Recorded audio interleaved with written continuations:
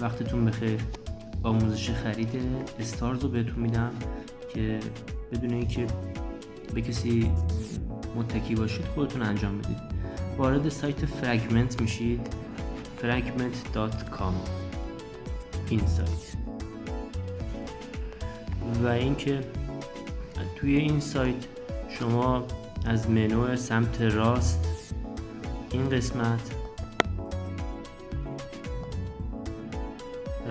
باید اکانت تلگرام خودتون و کیف پول تون کیپرتون رو بهش وصل بکنید. اینجا باید کانکت تون ولت کیف پول تونتونه و این پایینم برای کانکت کردن تلگرامتون بهش هست. وقتی اینو انجام دادین، اینا رو متصل کردین، میایید تو صفحه اصلی. تو صفحه اصلی قسمت بالا نوشته استارز، برای خرید استارز هست. این رو روش میزنید، وارد بخش استارز و خرید استارز میشید. اینجا باید اکانت تلگرام خودتون رو وارد کنید. مثلا من میخوام برای خودم بخرم،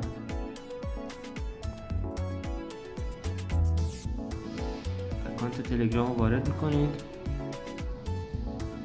خب اینجا هم مقداری که میخواید خرید بکنید رو بهتون میزنید. من مثلا 100 تا میخوام خرید بکنم.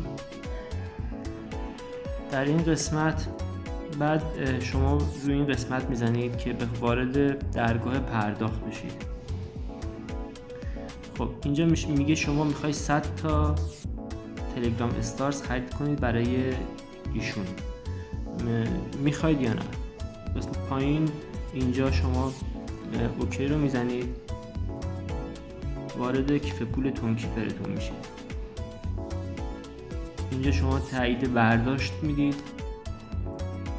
دوباره رمز کیف پولتون رو میخواد. اینجا تراکنش انجام شد. بعد شما باید برگردید به اون آدرس وبسایتتون، وبسایت فرگمنت. خب ثبت میکنید تا تراکنش رو بلاکچین تون ثبت بشه. وقتی که ثبت بشه تو اکانت تلگرامتون از کانال رسمی خود تلگرام یه پیامی براتون میاد مبنی بر اینکه شما 100 تلگرام استارز رو خرید کردید. بله اینجا میبینید تایید شد، تلگرام استارز رو خریدیم. و یه نکته خیلی مهم، حتما سایت fragment.com رو توی سیو مسیج تلگرامتون وارد بکنید و از اونجا